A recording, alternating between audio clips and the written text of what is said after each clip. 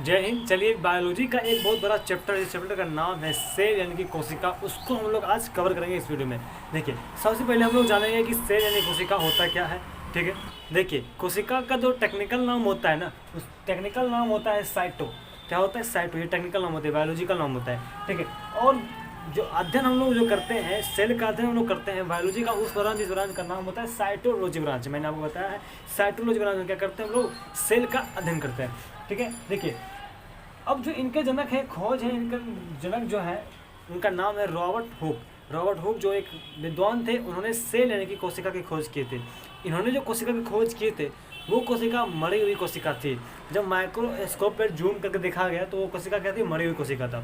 जीवित कोशिका में जो खोज की थी वो एंटोनी न्यूआंस एंड ल्यूवेन हॉक ने किए थे। एंटोनी न्यूआंस तथा ल्यूवेन हॉक ने ये जीवित कोशिका खोज किए थे। उसके बाद भाई सबसे पहले कौन किए थे? क्वेश्चन पूछता है कोशिका खोज यानी कोशिका का फादर कौन है, तो रॉबर्ट हुक है।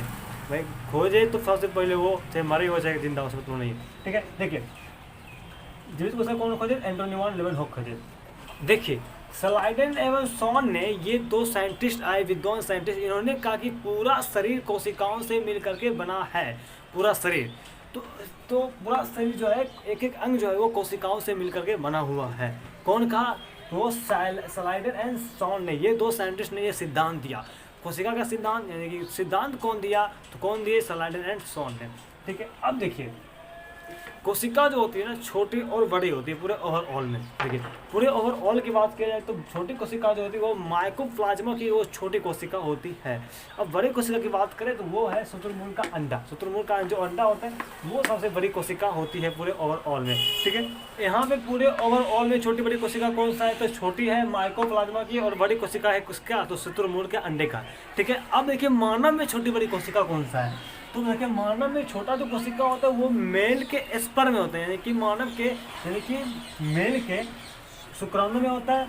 और देखिए वही जो मानव में छोटी कोशिका होती है वो फीमेल के ओवम में होते हैं, यानी कि अंडाणु में होता है। ठीक है, तो आपको समझ लीजिए कि मनुष्य में छोटा बड़ा कौन सा होता है, तो बड़ा में कौन सा? मेल के स्पर्म, और छोटा में फीमेल के ओवम में। ठीक है, आप लोग समझ गए।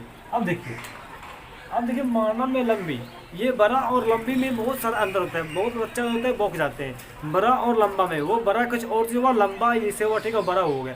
ठीक है, अब देखिए मानव में लंबी कोशिका जो होती है वो न्यूरॉन सेल की होती है, न्यूरॉन सेल की होती है, इसके काफ़ी ज़्यादा लंबाई उसकी होती है। ठीक है, ये मानव में जो लंबी कोशिका जो न्यूरॉन सेल की होती है उसमें विभाजन रहित नहीं होता है। विभाजन रहित जो होता है न्यूरॉन सेल में नहीं होता है। यानी विभाजन मतलब रहित मतलब क्या होता है? यानी एक कोशिका टूट करके दो नई कोशिका को पुनर्निर्माण करता है, उस प्रकार जो है उन जो प्रोसेस जो होते हैं वो न्यूरॉन में प्रोसेस नहीं होती है। ठीक है, देखिए सबसे तेज जो होता है ना, सबसे तेज विभाजन जो होता है वो लीवर में होता है। लीवर में सबसे तेज विभाजन होता है, वो कहाँ होता है? तो वो लीवर में होता है, सबसे तेज विभाजन होता है। ठीक है, अब लोग समझ गया था। देखिए अब जो है आपका ये सेल चैप्टर यानी कोशिका चैप्टर यहाँ से स्टार्ट होता है।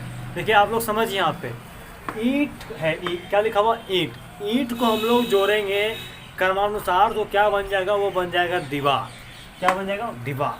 तो खाली ईंटवा जोड़ेंगे दीवार मतलब हो जाएगा, उसमें सीमेंट वालों गिट्टी सब लगता है ना, तब ना दीवार बनेगा। और खाली ईंटवा को हम दीवार जोड़ेंगे तो वो टूट जाएगा ना। ठीक है, अब दीवार को हम लोग एक सिस्टमेटिक ढंग से सजा देंगे तो वो बन जाएगा। सिस्टमेटिक मतलब होता है चारों तरफ से घेरूर देंगे तो बन जाएगा कमरा। क्या बन जाएगा? कमरा। छत ढाल करके एकदम सब कुछ टाइल्स लगा करके क्या बन जाएगा? कमरा बन जाएगा। वही कमरा को एक साथ जोड़ेंगे तो वो क्या बन जाएगा? घर। ठीक है, उसी प्रकार जो है आपका मानव यानी मानव का शरीर है, यानी कि बॉडी है। ठीक है, देखिए कोशिका यानी कि सेल, सेल को आप एक दूसरे सेल को आप जोड़िएगा तो वो बन जाएगा टिश्यू। क्या बन जाएगा? उत्तक बन जाएगा। ठीक है, वही उत्तक को आप एक साथ उत्तक को जोड़ दीजिएगा तो वो बन जाएगा आपका अंग। क्या बन जाएगा? आँख, नाक, कान, गला जैसे हड्डी वगैरह वो सब क्या अंग है, वो आपका बन जाएगा अंग बन जाएगा। वही अंग को सिस्टमेटिक ढंग से पूरे शरीर में सजा देने के बाद वो बन जाता है मानव का शरीर। ठीक है, समझ गए होंगे? तो ये सेल का ये सिस्टमेटिक ढंग होता है, इसी प्रकार मानव का शरीर बनता है। अब यहाँ से आपका चैप्टर होगा स्टार्ट। अब कोशिका के प्रकार हम लोग पढ़ेंगे, यानी कि टाइप ऑफ सेल। ठीक है, यानी बहुत सारे प्रकार के, यानी बहुत सारे पार्ट होते हैं सेल के। ठीक है, देखिए पार्ट ऑफ सेल में जो फर्स्ट पार्ट आता है वो आता है सेल मेम्ब्रेन, जिसको हम लोग बोलते हैं कोशिका झिल्ली बोलते हैं। इसका दूसरा जो नाम होता है वो नाम होता है प्लाज्मा झिल्ली। अब देखिए इसकी विशेषता क्या है? प्लाज्मा, ये सॉरी जो कोशिका झिल्ली होती है वो देखिए कि जो कोशिका झिल्ली जो होती है ये झिल्ली के आकार में होती है, और कोशिका के जितने भी अंग जो होते हैं जैसे कि माइटोकॉन्ड्रिया, लाइसोसोम, राइबोसोम, सेलुलोज, जितना भी जो अंग होता है सब इसी में रहता है। जितना भी अंग रहता है ना सब इसी में यानी इसी झिल्ली में रहता है। ठीक है, देखिए इसका जो कोशिका झिल्ली यानी सेल मेम्ब्रेन जो होता है इसका जो फंक्शन यानी कि इसका जो विशेषता ये होती है ये होता है पादप और जंतु यानी कि प्लांट सेल और एनिमल सेल में भी पाया जाता है। ये दोनों में पाया जाता है। कौन? तो कोशिका झिल्ली यानी दोनों सेल में पाया जाता है। तो जंतु मतलब क्या होता है? जंतु में हम लोग भी आते हैं, जैसे कि बिल्ली घोड़ा वगैरह हो गया, उसमें हम भी आते हैं, मनुष्य भी आता है। ठीक है, सब होता है, इसमें आता है। कोशिका झिल्ली जो होता है वो प्रोटीन का बना होता है। किसका बना होता है? तो प्रोटीन का बना हुआ होता है। कोशिका के सभी अंग जो होते हैं इसमें रहते, मैंने आपको बता दिया हूँ। देखिए अब दूसरा जो होता है, देखिए दूसरा पार्ट जो होता है वो होता है सेल वॉल, जिसको हम लोग बोलते हैं कोशिका भित्ति। यानी कि आप लोग कोशिका झिल्ली समझ गए होंगे, यानी कि एक झिल्ली सामान रहता है उसमें सारे अंग रहते हैं। जैसे कि आप लोग उस मार्केट में सामान लेने जाते हैं, एक पनीर होता है उसमें दाल, चीनी वगैरह जो सामान आप लोग लेते हैं, धनिया वगैरह जितने भी आप लोग आलू प्याज रहते हैं वो आप लोग एक झोला में रखते हैं। ठीक है, अब देखिए यहाँ पे दोस्तों कोशिका भित्ति जो है यानी कि सेल वॉल जो है इसको आप लोग समझ गए। ये इसका मतलब क्या होता है? कोशिका भित्ति यानी कि सेल वॉल, कोशिका भित्ति का मतलब ही होता है दोहरी झिल्ली। क्या मतलब होता है? दोहरी झिल्ली। ठीक है, अब दोहरी झिल्ली का मतलब क्या हुआ? जैसे कि मार्केट आप लोग सामान लाने गए, ठीक है, आप चीनी लिए, दाल लिए, मटर लिए, सोयाबीन लिए, ठीक है, आप लिए सरसों का तेल ले लिए, मतलब बहुत ज़्यादा सामान हो गया। हल्का सामान था तो आपको दुकानदार क्या किया? एक पन्नी दे दिया, बोला ठीक है। और ज़्यादा सामान हो गया ना उसको क्या करता है? दोहरी झिल्ली यानी कि डबल कवर करता है। अब वो देखेंगे, नोटिस किए होंगे। तो उसी में देखिए ये जो कोशिका भित्ति जो होता है ना ये सिर्फ प्लांट में पाया जाता है, मनुष्य में नहीं समझ नहीं पाता, ओनली प्लांट में पाया जाता है, क्योंकि वहाँ पे दोहरी झिल्ली की जरूरत पड़ती है प्लांट सेल में। ठीक है, और देखिए ये सेलुलोज का बना होता है। ये देखिए जो सेल वॉल जो होता है ये सेलुलोज का बना होता है, और ये देखिए सुरक्षा तथा आकार प्रदान करता है। किसको? प्लांट को आकार प्रदान करता है, सुरक्षा करता है। ठीक है, तो कोशिका भित्ति जो होता है वो सेल वॉल होता है यानी कि सेलुलोज का बना होता है। ठीक है, इस सेल का तीसरा पार्ट जो है उस पार्ट का नाम है माइटोकॉन्ड्रिया, जिसको हिंदी में बोलते हैं सूत्रकणिका। क्या बोलते हैं? सूत्रकणिका बोलते हैं। देखिए माइटोकॉन्ड्रिया की खोज एक महान जो वैज्ञानिक विद्वान वैज्ञानिक जिसका नाम था अल्टमैन, इन्होंने माइटोकॉन्ड्रिया की खोज की थी। ठीक है, अब देखिए माइटोकॉन्ड्रिया के अंदर जो है यानी माइटोकॉन्ड्रिया क्या करता है? जब हम लोग सांस लेते हैं तो हीमोग्लोबिन उस ऑक्सीजन को कोशिका तक पहुंचाता है, और कोशिका क्या करता है? उसको माइटोकॉन्ड्रिया तक पहुंचाता है। अब बात आता है कि माइटोकॉन्ड्रिया ऑक्सीजन को क्या करता है अपने अंदर में, तो वहाँ पे क्या होता है? एक क्या होता है? चेन रिएक्शन करता है। क्या होता है? Chain reaction. इसको हम लोग बोलते हैं, चेन रिएक्शन को हम लोग बोलते हैं क्रेब्स साइकिल। यहाँ पे वो क्रेब्स साइकिल कहाँ चलता है? तो माइटोकॉन्ड्रिया के अंदर चलता है। अब देखिए जब चेन रिएक्शन होने क्रेब्स साइकिल चलता है ना तो उसके फलस्वरूप एटीपी का निर्माण होता है। एटीपी का निर्माण, ये एटीपी जो होता है ये ऊर्जा का निर्माण करता है। ये 38 एटीपी मिल करके ऊर्जा का निर्माण करता है। इसीलिए ऊर्जा गृह किसको बोलते हैं? तो माइटोकॉन्ड्रिया को ही बोलते हैं। किसको बोलते हैं? माइटोकॉन्ड्रिया को बोलते हैं। तो किस कोशिका के अंदर क्रेब्स चक्र चलता है? सॉरी, किस कोशिका के अंदर क्रेब्स साइकिल क्रेब्स रिएक्शन कहाँ पे चलता है? तो यहाँ पे माइटोकॉन्ड्रिया पे। ये जो चेन रिएक्शन जो होता है ना, ये चेन रिएक्शन जो होता है एक महान वैज्ञानिक थे जिनका नाम था क्रेब्स ने ही ये जो चेन रिएक्शन का खोज किए थे। चेन रिएक्शन जो होता था माइटोकॉन्ड्रिया के अंदर वो क्रेब्स नामक विद्वान ने खोज किए थे। तो ऊर्जागिरी किसी को बोलते हैं? माइटोकॉन्ड्रिया को। शक्तिगिरी किसको बोलते हैं?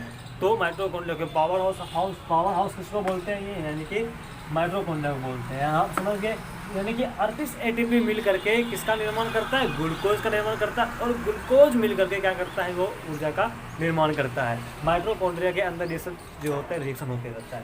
तो क्रेब्स नामक जो महान विद्वान थे समझ गए, उन्होंने क्या करते थे? वो चेन रिएक्शन यानी क्रेब्स साइकिल का उन्होंने खोज किए थे। ठीक, अब है नेक्स्ट, इसका नाम है गोल्जी बर्डिक। देखिए गोल्जी बर्डिक एक महान वैज्ञानिक जो विद्वान वैज्ञानिक जिनका नाम था कैमिलो गोल्जी, उन्होंने इस गोल्जी बर्डिक की खोज किए थे। ठीक है, देखिए गोल्जी बर्डिक क्या करता है? इसका फंक्शन आप लोग समझिए क्या करता है। देखिए जो ऑर्गेन में ज़्यादा एनर्जी की रिक्वायरमेंट होती है वहाँ पे वो एनर्जी का पहुँचाता है। देखिए जैसे कि अभी हम बोल रहे हैं, हमको एनर्जी कहाँ पे चाहिए, अभी हमको एनर्जी चाहिए जीव यानी कि लंग को चाहिए। क्यों चाहिए? क्योंकि हमारा जीव, हम जो बोल रहे हैं तो जीव क्या करता है, ऊपर नीचे कर रहा है। अगर एनर्जी यहाँ पे अगर ख़त्म हो जाएगा तो मेरा जीव ऊपर नीचे करना बंद हो जाएगा। ठीक है, तो गोल्गी बॉडी का काम क्या होता है, जहाँ पे एनर्जी की रिक्वायरमेंट होती है और वहाँ पे एनर्जी का करता है वो पहुँचाता है। ठीक है, अगर यहाँ अभी हम खड़ा है, ठीक है, अगर कोई इंसान अगर चल रहा है तो उसको एनर्जी कहाँ जरूरत है, पैर में। कोई लिख रहा है तो उसको हाथ में। कोई बैडमिंटन खेल रहा है तो उसको एनर्जी कहाँ पे, यहाँ पे। तो कोई कुछ भी कर रहा है, जहाँ जिस ऑर्गन में जहाँ पे एनर्जी की रिक्वायरमेंट होती है वहाँ पे क्या करता है, ये गोल्गी बॉडी पहुँचाता है। अगर हम बैठ रहे हैं यानी कि कुछ खाना वाना खा रहे हैं तो एनर्जी कहाँ पे, यहाँ पे ज़रूरी है। ठीक है, तो जहाँ पे एनर्जी की ज़रूरत नहीं होता है वहाँ से एनर्जी खींच कर गोल्गी बॉडी वहाँ पहुँचाता है जहाँ पे एनर्जी की ज़रूरी होता है पूरे शरीर में। इसका काम यही होता है, एनर्जी का रिक्वायरमेंट करना, जहाँ पे ज़रूरी है वो एनर्जी वहाँ पहुँचाना, जहाँ पे ज़रूरी नहीं है वहाँ से खींच कर लेना देना। ठीक है, गोल्गी बॉडी दूसरा चीज़ क्या करता है, ये शरीर को बैलेंस करता है, बॉडी को बैलेंस करना यानी कि शरीर को संतुलन में रखता है। कौन रखता है, ये गोल्गी बॉडी रखता है। अगर गोल्गी बॉडी नहीं होता तो हम लोग, अगर देखिए एनर्जी हम लोग बोल रहे हैं अभी, जैसे जिम में बोलेंगे एनर्जी चाहिए, जिम में अगर जितना भी एनर्जी जिम के पास है अगर सारा ख़त्म हो जाता है तो हम लोग क्या करते हैं, बोलना बंद करते हैं। ऐसा नहीं होता है, अगर गोल्गी बॉडी नहीं रहेगा तो शरीर जो होता है एनर्जी यानी कि हम लोग चल नहीं फिर नहीं पाएंगे।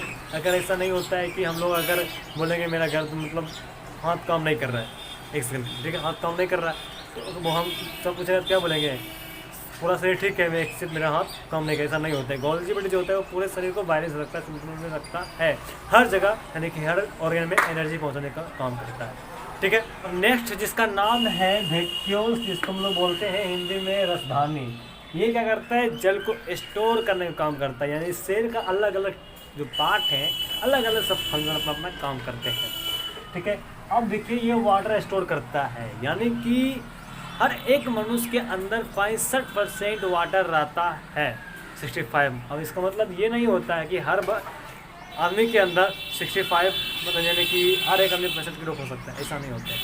65% वाटर मतलब 65% वाटर जो होता है वो शरीर में यानी कि कोशिका के अंदर स्टोर रहता है। कौन सी कोशिका के अंदर, ये वैक्यूल्स रसधानी में स्टोर रहता है।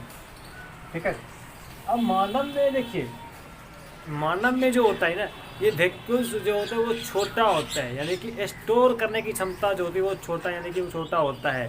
ठीक है, और ये प्लांट में क्या होता है, वो बड़ा होता है, यानी कि प्लांट को पानी की सबसे ज़्यादा रिक्वायरमेंट होती है, बहुत ज़्यादा की मात्रा में होती है, और मानव में उतना कम होता है। यानी कि मानव में जितना भी जो होता है ना, जितना भी यानी कि 65% पानी की जरूरत होती है एनी टाइम, तो उसमें अगर 1% अगर आपको घटेगा तो आपको अनुभव होगा हाँ प्यास लगा है। उसमें अगर 1-2% ज़्यादा अगर घट जाएगा ना तो वो इंसान का डेथ हो जाएगा। ठीक है, तो मानव में छोटा होता है और फिर वो बड़ा होता है। और वैक्यूल्स यानी रसधानी जो होता है, रसधानी वैक्यूल्स, वो 65% वाटर को स्टोर रखता है अपने अंदर। ठीक है, देखिए एक्चुअली होता क्या है कि जो कोशिका यानी जो सेल चैप्टर है वो बहुत बड़ा चैप्टर है। हम आपको एक पार्ट में पूरा चैप्टर को कवर नहीं कर सकते हैं, आपको 3 पार्ट में इस चैप्टर को कवर करेंगे। तो इस पार्ट में आप लोग जितने भी पार्ट यानी पढ़े हैं सेल को, तो उसको दोबारा आप लोग रिविजन करते रहिए और आपको नोट वगैरह मिल जाएगा लास्ट पार्ट में। तब तक के लिए इतना ही, आज के लिए जय हिंद।